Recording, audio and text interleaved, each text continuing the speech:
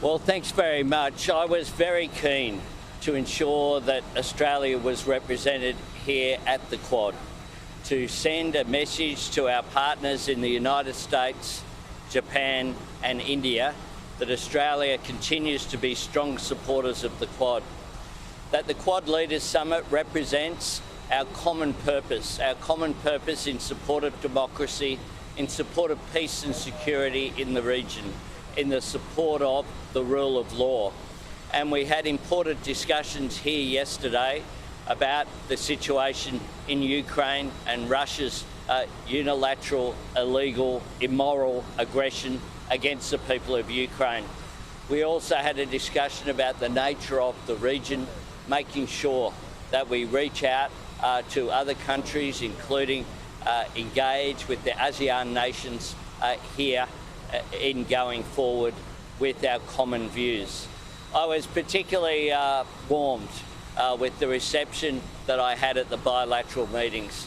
I renewed my acquaintance with President Biden, and I appreciate his invitation to visit Washington soon. President Biden, the United States, is our most important ally, and Australia will continue to develop a strong working relationship with the US administration. And in particular, we talked about improving our engagement and our mutual position with regard to climate change and the need for global action.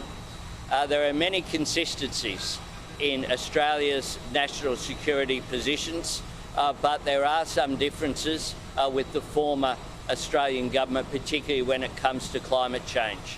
And the new government that I lead's position was welcomed by the leaders of the United States, Japan and India, and I look forward to going forward and building those relationships. With Prime Minister Modi, we also had very constructive discussions. I have visited India both as a backpacker but also as a leader of a parliamentary delegation, and I was pleased that Prime Minister Modi invited me to visit India soon as well, and we will work on some dates there.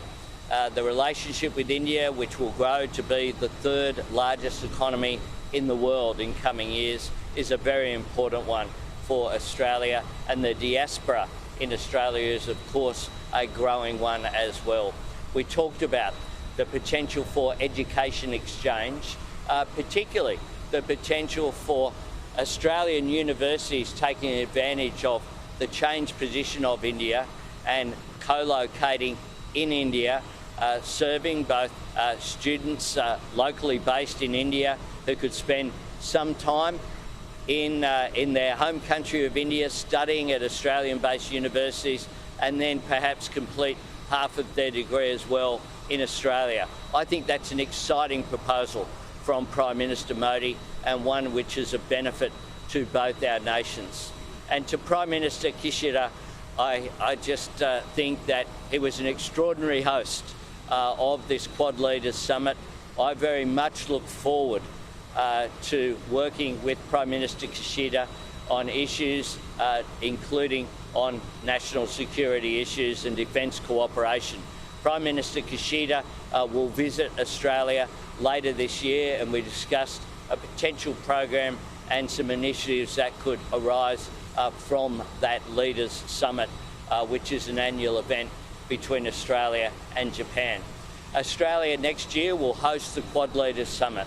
That will be an opportunity to welcome the leaders of the United States, Japan and India to Australia, and will be an important event. The Quad is an important body and it has been an extraordinary opportunity, which is why we put in place through Prime Minister and Cabinet the arrangements to ensure the early swearing in of the first Albanese ministry, a smaller one than the one that will be sworn in next week.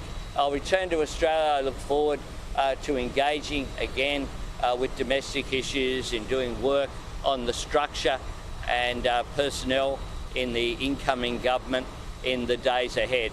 Our caucus and processes will take place early next week, but I think it's been a very positive way to start a new government, and I want to take the opportunity as well to thank the professionalism of the departments of Prime Minister and Cabinet, Foreign Affairs and Trade, our departments of Defence and others who worked in circumstances whereby they weren't sure who would be coming. Other arrangements were put in place if there was an uncertain outcome from Saturday's election. But I do want to I'll conclude with thanking the Australian people for giving me this extraordinary honour of representing Australia at important international forums. I will always act with integrity. I'll always act with honesty in my dealings with other leaders and our friends and partners. And I will do my best each and every day, whether it be on domestic issues or international issues, including the need to act on climate change, to make sure that Australia will have a government that they can be proud of. Thanks very much.